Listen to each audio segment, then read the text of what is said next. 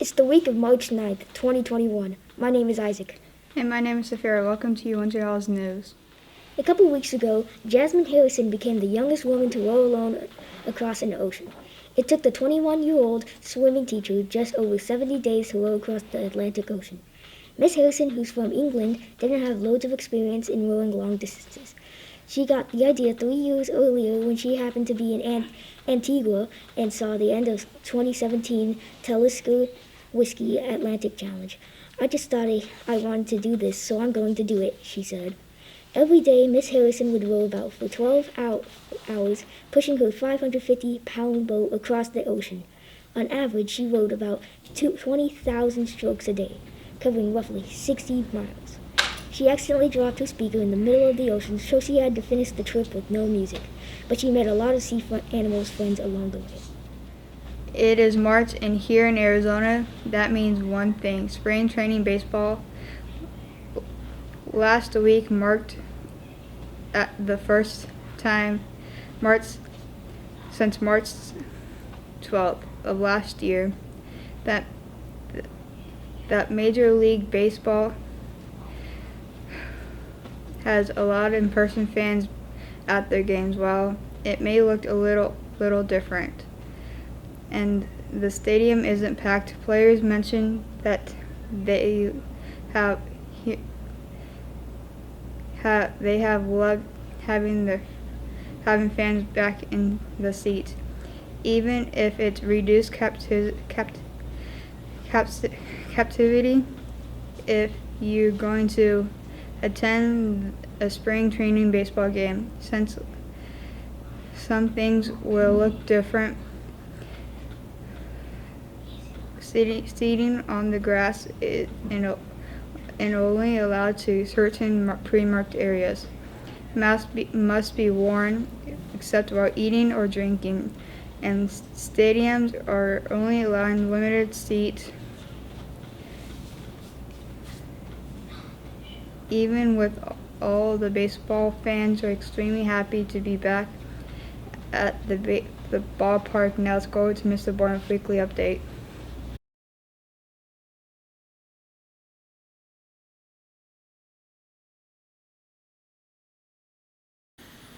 Hello, Winners Well. This is Mr. Bourne, principal, and we got a big week this week. First of all, I want to thank all you kids for participating, and teachers for participating in Read Across America week last week.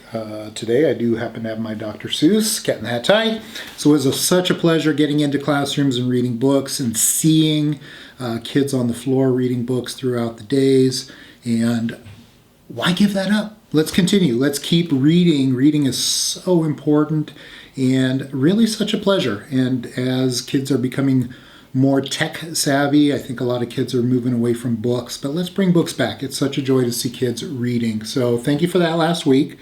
And what do we have going on this week? Well, there is a lot. First of all, there is parent-teacher conferences. Those are on Thursday and Friday. So we have 2 early release days back to back, Thursday and Friday. Dismissal will be at 11:15, so make sure your families are aware of that. And also we're shooting for 100% participation in parent-teacher conferences. So please ask your parents, have you signed up for your conference yet? Make sure that they have an opportunity to talk to their teacher. We want the best for you. So really important that teachers get to talk to your parents about how you're doing in the classroom. How are you doing academically? How are you doing emotionally? We want the best for you at Winners Well, of course. Really important, get your parents involved. And then what is next week? It is spring break already. It's hard to believe. We just got back into in-person learning. But we do get a spring break because you guys have been working hard at home or in school. Teachers have been working really, really hard. So let's take a spring break, and then we're down to 1 quarter, and we'll finish strong. Thanks, Winners Well. We'll see you later. Thank you, Mr. Bourne. Now let's go to Miss Williams with the Counseling Corner.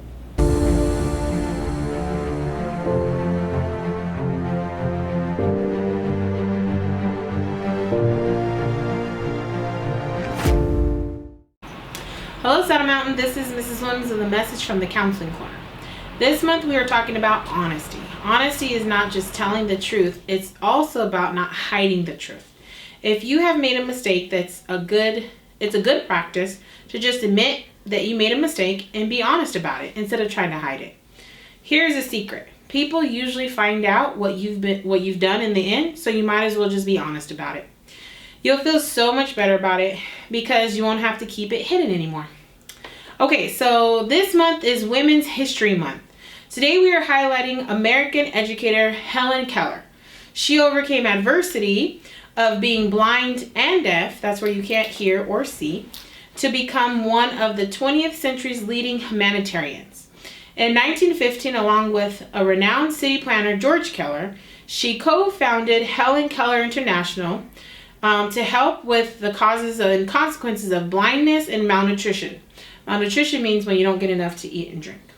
In her life, Keller mastered many methods of communicating, including touching lips for reading, braille, speech, and typing, and sign language. She also was able to do finger spelling. One of her quotes says, "The best and most beautiful thing in the world cannot be seen or even touched. They must be felt with the heart." And this is her picture. How amazing. I hope we are all being safe, being kind, staying healthy, and being the best that we can be. And remember, we are all capable of success. No exceptions. Have a great week. Bye. Thank you, Ms. Williams. Now let's go to Natalia and Melanie with the entertainment news. Welcome to Entertainment News. I am Melanie. And I am Natalia. When people think of Phoenix, they typically don't think about gardens and green plants. But springtime in Phoenix is a great time to see desert plant life in bloom. There's no better place to see thousands of plants from hundreds of species than the Desert Botanical Gardens by the Phoenix Zoo. Not only is it a great place to see these plants, but for select days in March, you can actually go and buy unique species of cacti, succulents, and other desert plants right there and at the gardens. From March 19th through the 28th, you can go and look through the plants for sale. You must reserve your tickets online, but they are free. Experts will be on hand to teach you how to properly care for your new plants as well. If buying plants is not what you want, you could purchase tickets to explore the gardens at your own pace. See you next time with more entertainment news. Bye. Thanks, girls. Now here's Arthur's with sports.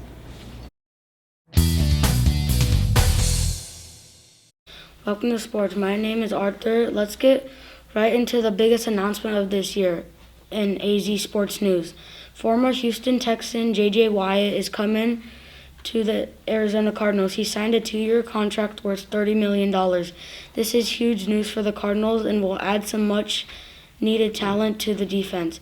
The Arizona Coyotes have lost 2 games in a row to the Colorado Avalanche. They are now 9-3. It is possible that they may be looking to trade some of their key players before the deadline in hopes of getting some high draft picks. The Suns keep playing some good basketball. Devin Booker scored 43 points against the Timberwolves in 118-99 win. They are now 22-11. The Diamondbacks split their first 2 games of spring training, beating the Rockies but then losing to the Brewers. See you next time on Sports News. Bye. Thanks, Arthur. Now let's go to Rosalie with Fun Fact Trivia.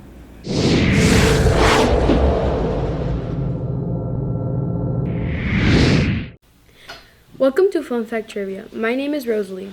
March 9th is National Barbie Day. It is celebrated on March 9th because that is the day the first Barbie was released to the public. Barbie's full name is Barbara Millicent Roberts, and Ruth Handler created the doll.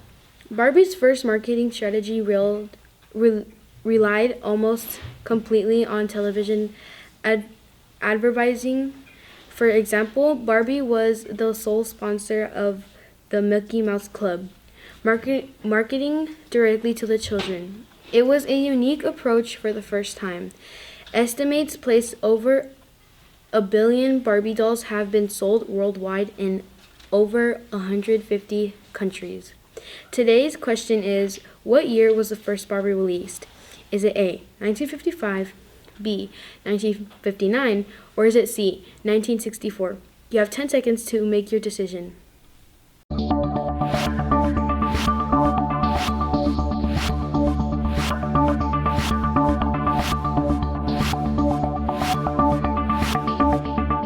If you said B, 1959, you are correct. The modern Barbie offers positive role models in business, science, education, and more.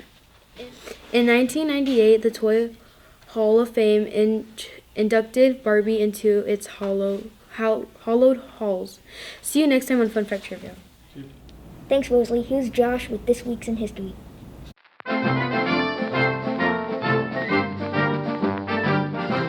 Welcome to This Week in History. My name is Joshua. On this day, March 9th, 1981, a nuclear accident at Japan Atomic Power Company plant in Saruga, Japan exposes 59 workers to radiation. The officials in charge failed to inform the public and nearby residents, endangering them. Saruga lies near Wakasa Bay on the west coast of Japan. Approximately 60,000 people live near the area surrounding the atomic power plant. On March 9th, a worker forgot to shut down the critical valve, causing a radioactive sludge tank to overflow. 59 workers were sent to mop up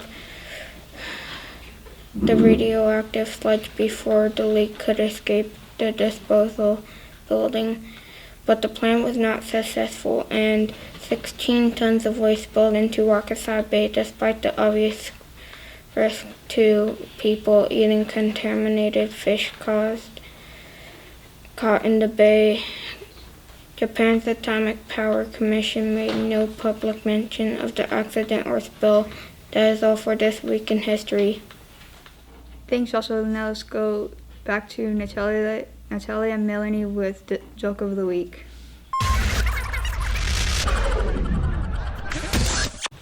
Hello and welcome to Joke of the Week. My name is Melanie. And I am Natalia. This week's joke is, why do bees have sticky hair? I don't know why do bees have sticky hair. Because they use honeycombs.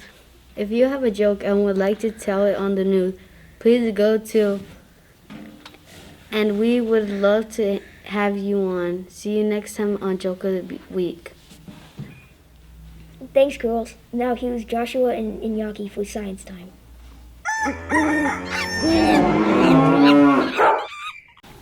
Welcome to Science Time. My name is Iñaki. And I am Joshua. Car makers around the world are being forced to make fewer cars because they can't get enough computer parts.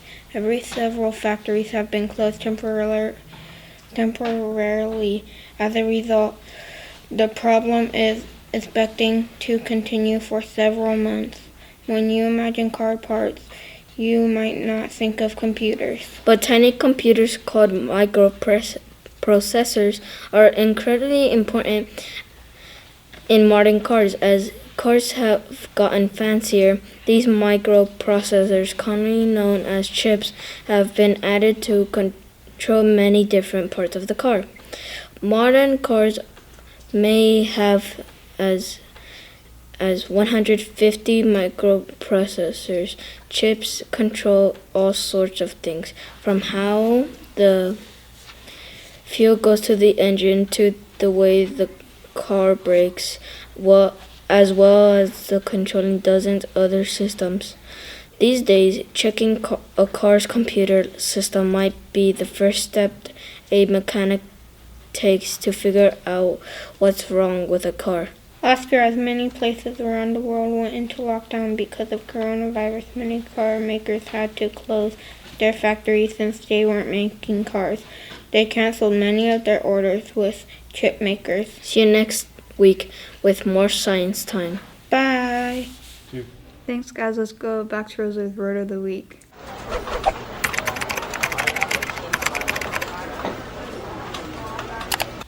Welcome to Word of the Week. My name is Rosalie. This week's word is obtain. Obtain is a verb and it means to get, acquire, or secure something. This is how you can use it in a sentence. My homework was to write a biography about someone famous. So my dad took me to the library to obtain some information. This is all for Word of the Week. See you next time.